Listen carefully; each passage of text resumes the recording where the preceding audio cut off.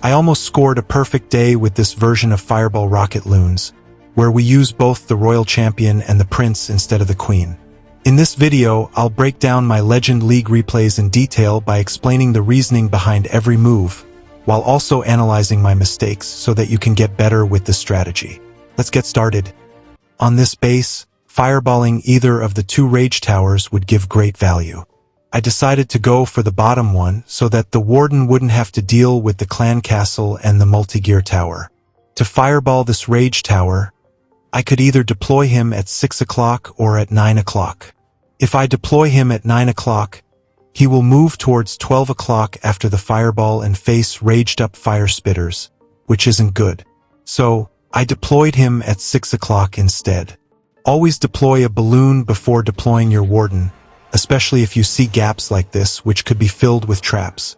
I used this baby dragon to clear these buildings so that the Warden would move closer to the Rage Tower. I also sniped the outside buildings with Barkers and ROCKETLOONs, which allowed me to save one invisibility spell. I waited for the Wizard Tower to go down.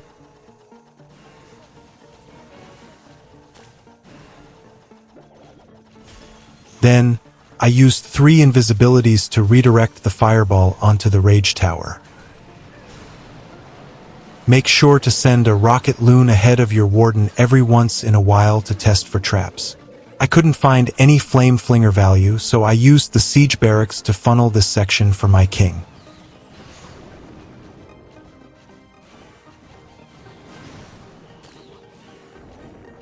Then I deployed my king. The fox on the king keeps him alive much longer compared to the phoenix. I also deployed the ice golem and a headhunter to kill the enemy prince. In this version, you shouldn't deploy the king and royal champion at the same time like in the king-queen version. If there are a lot of trash buildings, wait with your RC and deploy her once the king moves near the defenses. I deployed the RC and used her ability right away. At the same time, the Warden was entering a dangerous area, so I froze the town hall and raged him up. I used the king's ability when he approached the rage compartment. The spiky ball and rocket spear have great synergy. The spiky ball destroys or weakens most buildings, and the rocket spear can one-shot or two-shot those damaged ones. I sent my minion prince with the ice hound and some ROCKETLOONs from 3 o'clock, which wasn't a good decision since the Warden started following the prince instead of targeting the town hall. Still, the prince's ability froze the entire back end, and there wasn't much left to stop him. I sent a few ROCKETLOONs to snipe the town hall. This attack was close. I should have deployed my prince somewhere between 12 o'clock and 3 o'clock, but it still ended up being a 3-star. Let's move to the next attack. Generally, you should aim to fireball the section that has the most damage. In this base, I decided to fireball the bottom Rage Tower. There was also good Flame Flinger value at 6 o'clock. I deployed the Warden at 3 o'clock since I wanted him to move towards the monolith after the fireball. The Warden can deal with the monolith and defending heroes better than the Royal Champion and King, while the RC and King can easily take down the town hall. I also used the Flame Flinger over here. It wasn't a huge value, but it was still better than using the Siege Barracks.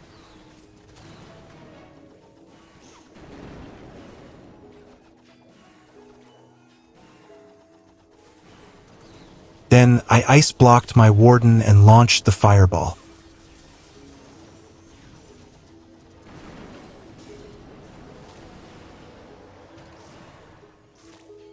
I sent some Coco ROCKETLOONs, and then I made sure that the Warden would be safe before focusing on the king. Then I deployed my king on the other side. Remember, this version is different from the queen version. You have to wait with your RC until the king gets closer to a high damage area. I tried to trigger the top Rage Tower with some ROCKETLOONs so that the rage effect will be gone by the time my heroes go there. But it wasn't successful.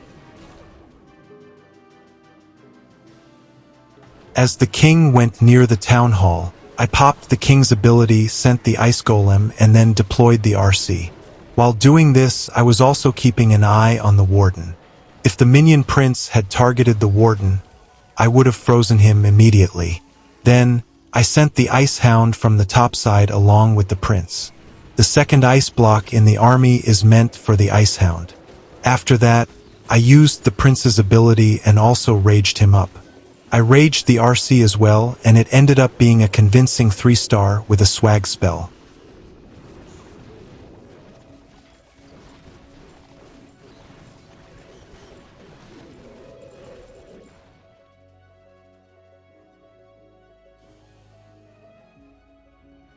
On the third attack, I got a double poison base, and I decided to fireball the scattershot, which would also destroy the clan castle. There wasn't any good flame flinger value on this base, since the expos covered all the important areas. But whenever you see a good spot for the flame flinger, make sure to use it. Also, you find isolated outside buildings near the fireball area.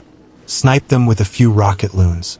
This helps create a funnel for your warden, and also saves you some invisibility spells while launching the fireball. I tried to snipe this multi-archer tower with multiple troops, but it didn't go down easily.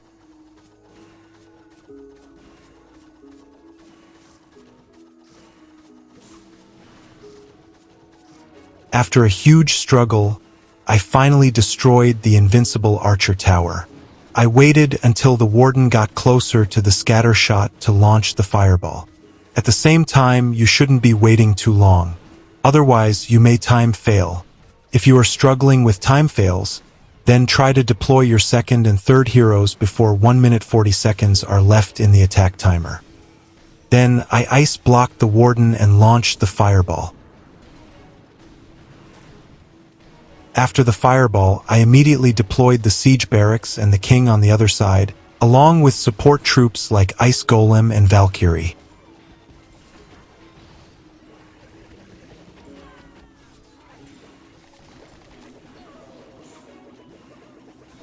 And I froze the minion prince just in time to save the warden. As the king moved closer to the key defenses, I used his ability and then deployed the royal champion behind him.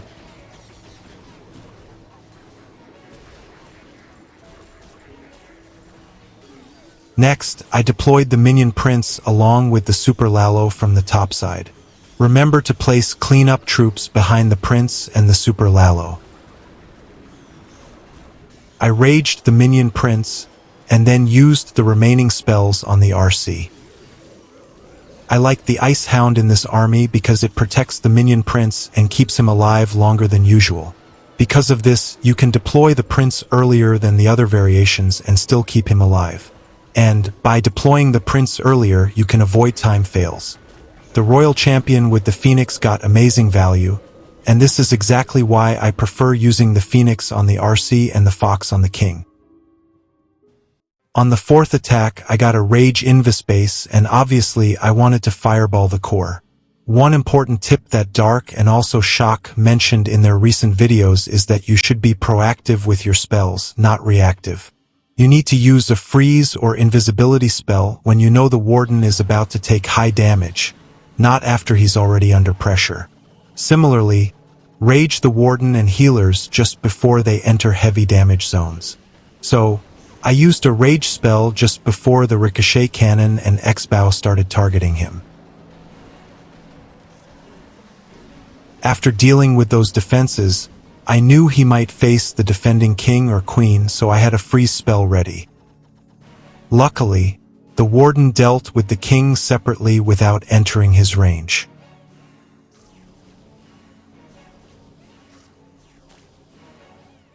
Then, I ice-blocked the warden when the monolith and scattershot were targeting him. I launched the fireball and proactively froze the monolith just before the ice block wore off. If I had reacted late instead, the warden might have gone down. Next, I dropped 3 rocket loons to snipe the monolith and also trigger the Giga Bomb. I used the siege barracks on the opposite side and sent the king in with regular wall breakers. While this was going on, I also looked ahead of the warden to identify the next dangerous area for him, which would be when the multi-archer tower and the X-bow started targeting him. There was still some time before that happened, so I could focus on the other heroes in the meantime. When the king moved close to the key defenses, I popped his ability and sent in my royal champion. Finally, I deployed my minion prince from the 3 o'clock side with an ice hound and rocket loons. I made the RC invisible to get more value from her.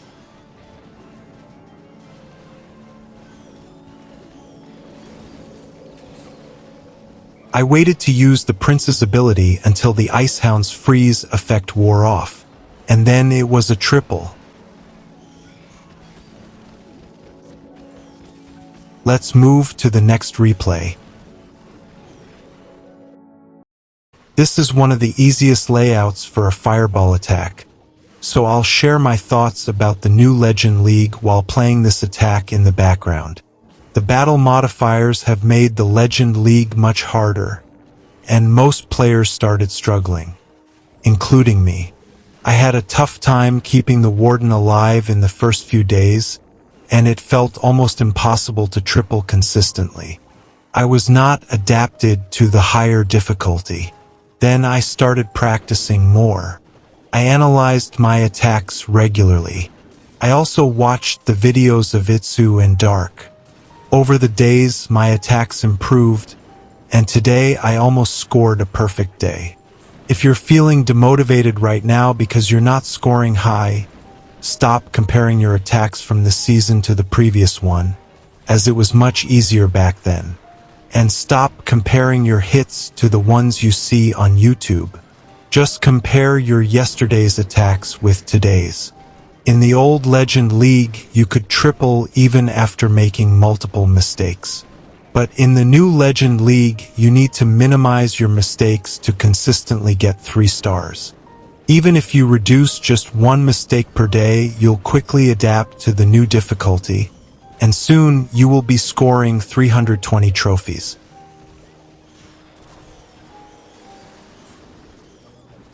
You might also need to make small changes to your army composition. Last season, I wasn't using the Ice Hound. Now, I've added it to tank for the Prince, and it's been working really well. Alright, let's move on to the next replay.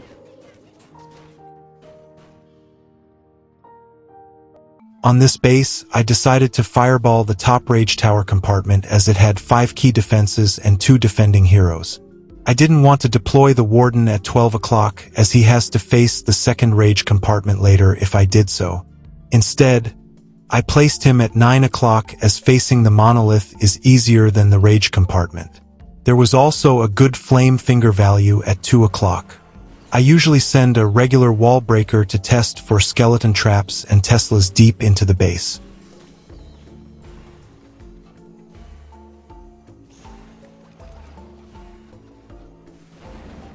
The furnace in the army is to speed up the Warden walk. It also helps when the Warden faces defending heroes or skeleton traps.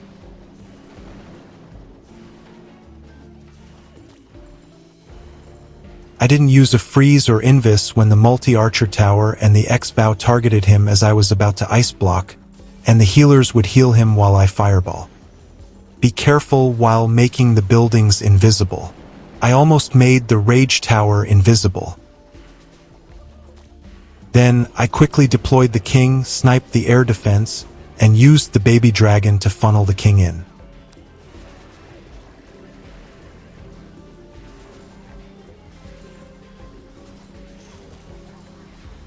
I poisoned the defending furnace and deployed the ice golem and Valkyrie with the king.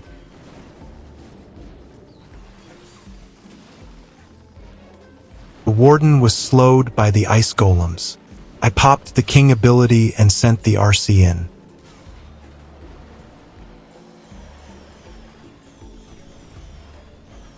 I made the Warden invisible and raged him to be safe. I froze the town hall somewhat early. I should have waited until the Warden and RC entered its range. Then, I used the minion prince with the super Lalo to finish the back end of the base. Make sure to deploy some cleanup troops behind the prince.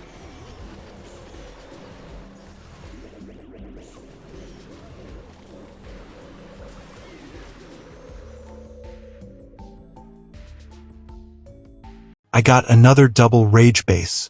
I decided to fireball the bottom rage tower and let the warden walk towards the 3 o'clock. There is also a good flame finger value at 10 o'clock, which would set a good funnel for the king, whom I plan to deploy at 9 o'clock.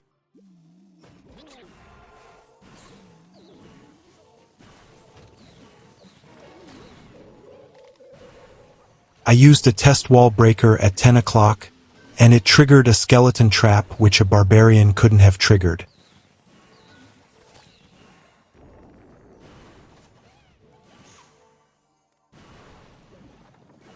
I deployed my flame finger within the range of the archer tower, but I quickly managed to snipe it.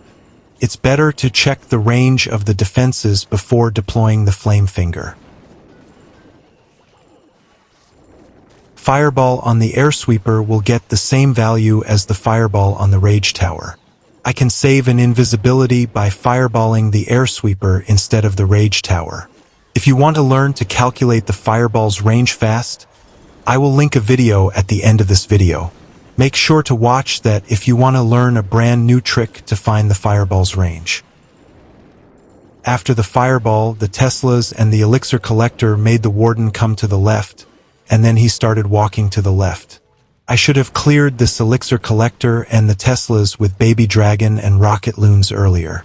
Because of this, I changed my plan and sent my king on the opposite side. I should have delayed my wall breaker placement. They all ended up dying. You should be careful with your wall breaker placement. The super wall breakers are easier to use, but we already have 2 super troops in the army. Because my king walked to the right, I sent my RC and made her invisible. I delayed the RC ability this time. I deployed my minion prince with the super Lalo at 2 o'clock. I also raged up the RC so that she could destroy the town hall fast. I should have placed my prince at 12 o'clock instead of 2 o'clock. He ended up coming to the town hall and his ability was forced in a less optimal spot. Still, I had another rage spell. I used it on my RC and prince so that they could destroy as many defenses as possible before dying. My healers were wrecked by the fire spitter, so there was no point in using it on the warden.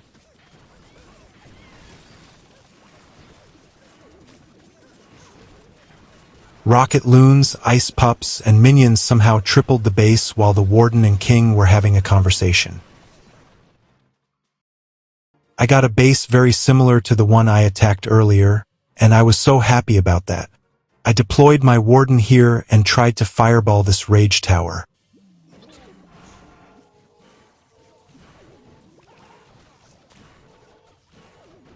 I scored 280 trophies from 7 attacks. And I was so excited to score my first perfect day in the new Legend League. And this happened.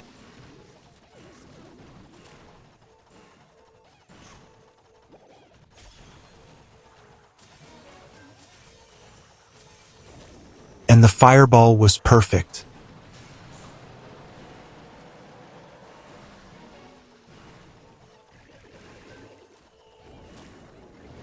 I thought that the warden was away from the range of the archer queen, but she started attacking him, and he just died before I could react.